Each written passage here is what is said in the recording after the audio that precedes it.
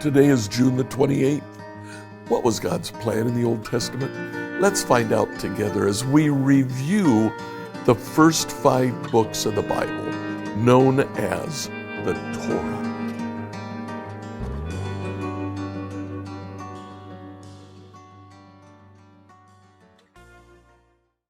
Before we go on to the book of Joshua, I thought it would be worthwhile to not really have a reading today, but to look back over the first 5 books of the Bible and get a grasp of what it is that God is communicating to Israel.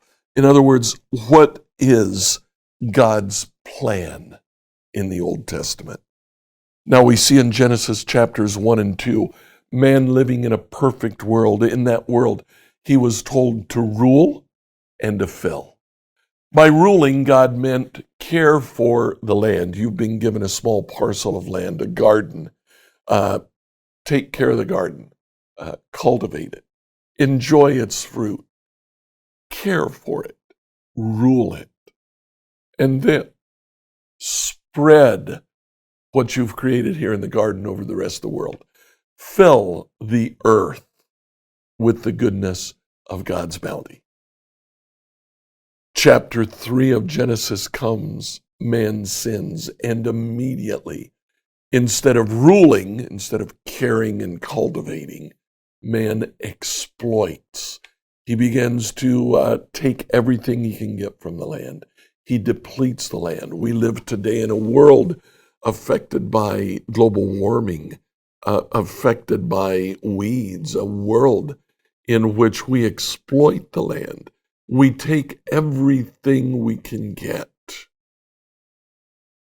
And instead of filling the earth with the perfect image of Eden, we have chosen to lust. We've chosen to hoard. Frequently, man stops expanding and tries to gather together. Genesis 1 through 3 are crucial in our understanding of God's plan for the world.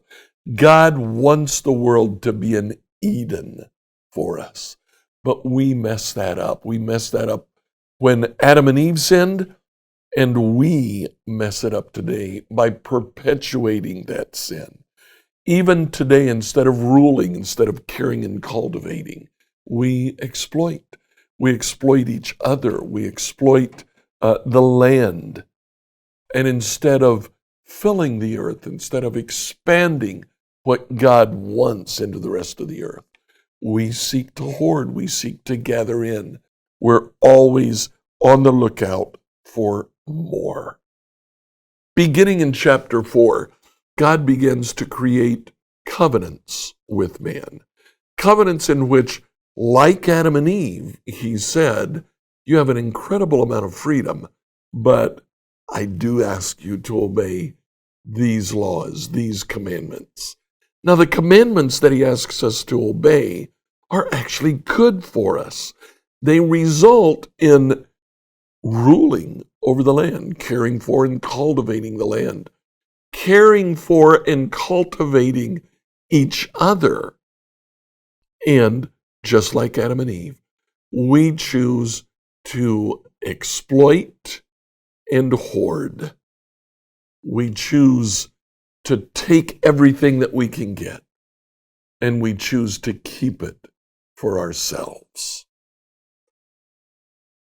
From the book of Exodus through the book of Deuteronomy, God singles down on one people, the children of Abraham, and to those children, he makes a special covenant. He makes a covenant in which he gives them very clear instructions, and he gives them a way to sacrifice for forgiveness of sin. However, he's very clear to say that intentional sin does not have a sacrifice. You cannot make an animal sacrifice and be forgiven of a sin that you intended to commit. Is man then lost? Because we all sin intentionally. No. Instead, salvation, even in the Old Testament, comes exclusively by God's grace. There is no animal sacrifice that would atone for an intentional sin. Rather, God simply forgives us if we choose to follow him. Now, throughout these first 5 books, God gives us a promise. As early as the first sin, he says to the woman, he says actually to the serpent, I'll cause hostility between you and the woman, between your offspring and her offspring. That offspring will strike your head. Others say will crush your head, and you will strike his heel. God promises the coming of one who will make a difference. Even with Abraham, chapter 12, verse 3. I'll bless those who bless you, curse those who treat you with contempt. All the families on earth will be blessed through you. Now, traditional interpretation says they are to be blessed through Abraham. Abraham's offspring will bring blessing to the entire world. And then later in Deuteronomy chapter 18, and we're just selecting some of the main points. This is actually a very common theme. Deuteronomy chapter 18, Moses continued, the Lord your God will raise up for you a prophet like me from among your fellow Israelites. You must listen to him. This person in chapter 18 will speak in the name of God, and you must listen to him or die. Moses predicts the coming of the Messiah, a prophet like himself. God gives a promise in the first 5 books of the Bible, a promise of Jesus. We see that fulfilled completely in the New Testament. But in the rest of the Old Testament, the story goes on. Next week, we'll begin looking at the rest of the story.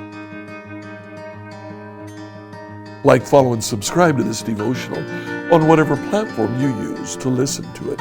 Tomorrow, we'll answer the question, is it worth it all?